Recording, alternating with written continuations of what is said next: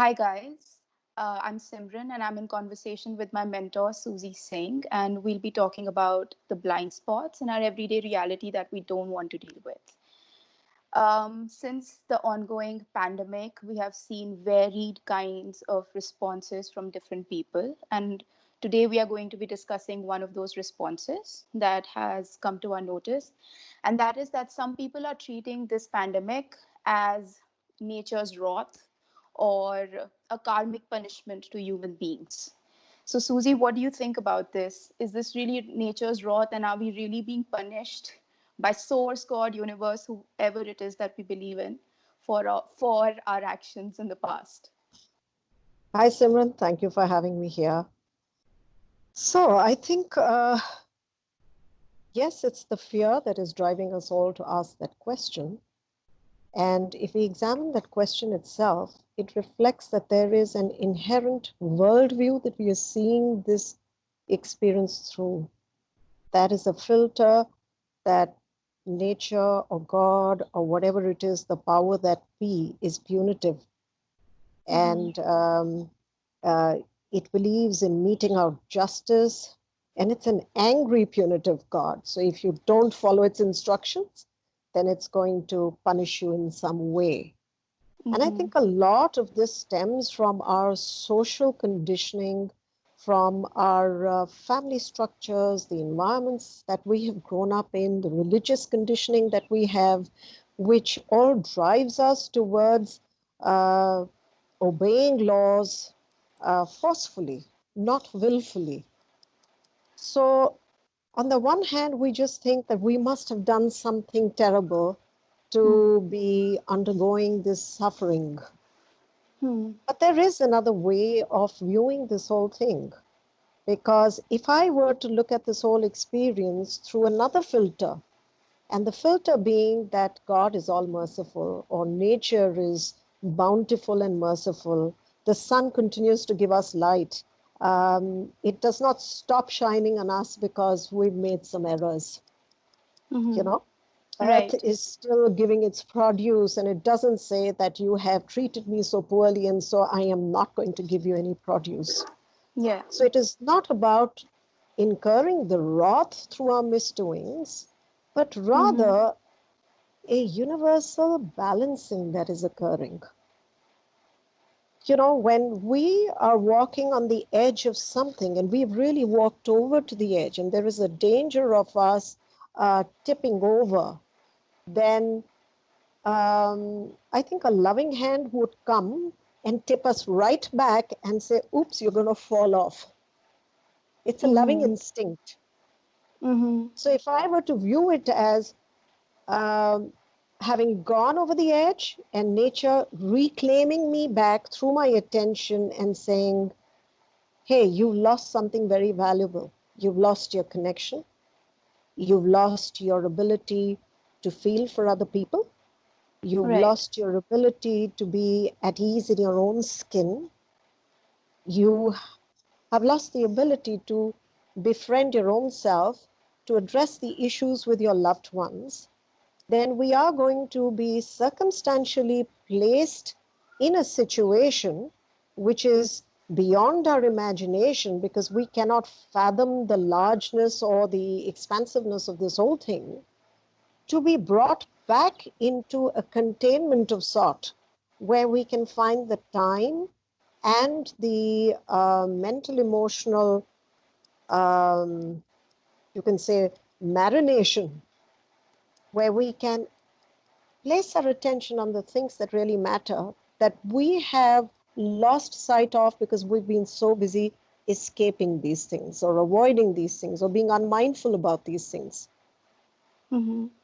So, in essence, it is not nature's wrath upon us, but rather the loving evolutionary instinct of nature, which is saying, come back and re examine what Yeah. you've been doing with your lives and how you have been, whether you have got stuck in a time warp or an experience warp of kinds, when you should actually have been in an evolutionary spiral to developing a sixth, perhaps a seventh sense. And that Right. hasn't happened. Right. So basically, the two major points that also like instantly came to my mind were that, like you said, our relationship with our authority figures is very reflected in this Yep. sort of a question. And most of us formed a relationship with our primal authority figures in our life, which was very transactional and which was based on the whole structure of punishment and reward, and we tend to view our source or god with those same with that same lens as well. And to me it's sort of cognitive dissonance that, both these ideas of source and god being all loving, but at the same time being this angry um, figure trying to get us in some way or the other, or punish us in some way or the other, they both exist simultaneously somehow in people, you know. That's because they exist in our religious beliefs. You shall Yeah. be punished for your sins, and God is all merciful, How does right? that work? They're contradictory by nature. Exactly. Yeah. And we have not really sat down to examine the truth about these two things. We've just bought into those. Hmm. But more often, what happens is because human nature is such that we are all imperfect to a very large degree. We all tend to get triggered easily, and we are reactive beings more than anything else. And therefore, Right.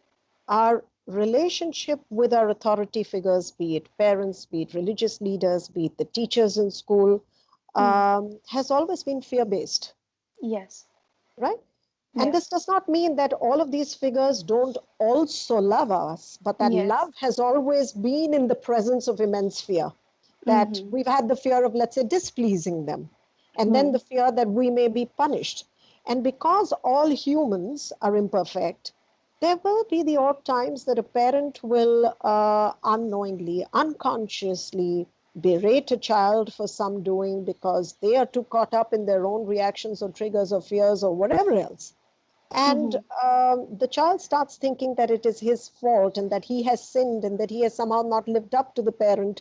And therefore, he is being punished in this way by incurring the wrath of the parent, Yeah, he deserves it. which is the reason why that at a very collective level there is this belief. And many people have called me to ask me this, that, oh my god, this is our karma coming back to us. And some people are saying, should we stop eating non-veg food, or what have we done to do this? Will my family suffer because I have done something wrong? Hmm. And this is just the sort of fear that we do not need to buy into presently, because all it's going to do is to bring down our vibrational level, bring down our emotional immunity, which then affects the physical How physical. immunity. Yes. And somehow So we start carrying a victimhood in us, that there's I was just something gonna out come to there. that. Yeah, Yeah. there's something out there that's going to Hmm. get me. Yeah. Yeah. So it's basically moving away from personal responsibility, actually sitting down and as a collective reevaluating where we've gone wrong, how our ways were not sustainable in the past, like you were saying, that there needs to be a change that is more suited to our evolution. As a collective, there's focus being brought back to interdependence, and how everyone sort of affects everybody, and that separateness is actually not real that we have lived in for so long.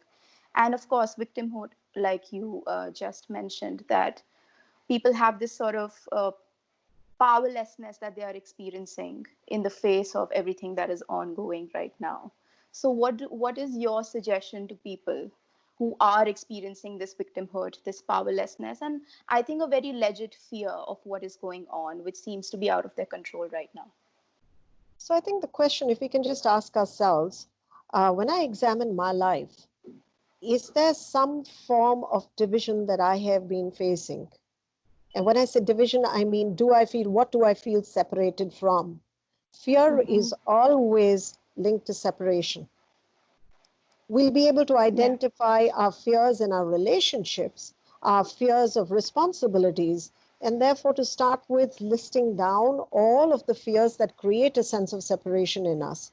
Whether it's a fear of performance and therefore not feeling enough, whether it is a fear of being judged in our family environments, by our siblings, by our parents, and therefore not feeling equal to them, whether it is a fear of displeasing the parent or the authority figure in the family, whether it is a fear of being abandoned or isolated in the family. And within the family structures, wherever we are right now, with whatever friends or family that we are surrounded by, or if we are alone also, I think we have to identify what fear makes me feel that I am alone, that I Mm-hmm. am in this experience by myself. If we identify that, then we can actually take the responsibility to engage in the inquiry about what can I do to overcome this now. Now, that is a way better way to approach it than to say, why is this happening to me? Because there is no answer to why. But Hmm. there is um, you're able to move into a desirable or useful response if you ask the question, what can I do about a certain thing? So step Yeah. one is inquire into what is my most active fear.